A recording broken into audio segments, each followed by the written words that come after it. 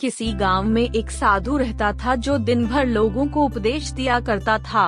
उसी गांव में एक नर्तकी थी जो लोगों के सामने नाचकर उनका मन बहलाया करती थी। एक दिन गांव में बाढ़ आ गई और दोनों एक साथ ही मर गए।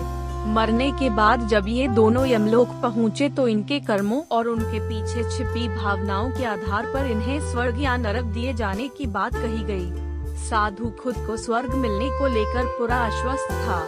वहीं नर्तकी अपने मन में ऐसा कुछ भी विचार नहीं कर रही थी। नर्तकी को सिर्फ फैसले का इंतजार था। तभी घोषणा हुई कि साधु को नरक और नर्तकी को स्वर्ग दिया जाता है। इस फैसले को सुनकर साधु गुस्से से यमराज पर चिल्लाया और क्रोधित होकर पूछा, यह कैसा न्याय है महाराज? मैं जीवन भर लोगों को उपदेश देता रहा और मुझे नरक नसीब हुआ, जबकि यह स्त्री जीवन भर लोगों को रिझाने के लिए नाचती रही और इसे स्वर्ग दिया जा रहा है। ऐसा क्यों? यमराज ने शांत भाव से उत्तर दिया, यह नर्तकी अपना पेट भरने के लिए नाचती थी, लेकिन इसके मन में यही भावना थी कि मैं अपनी कला को ईश्वर के चरणों में समर्पित कर रही हूँ।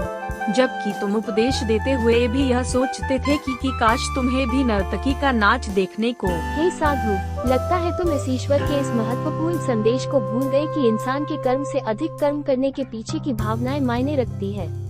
अतः तुम्हें नरक और नर्तकी को स्वर्ग दिया जाता है। मित्रों, हम कोई भी काम करें, उसे करने के पीछे की नियत साफ होनी चाहिए, अन्यथा दिखने में भले लगने वाले काम भी हमें पुण्य की जगह पाप का ही भागी बना देंगे।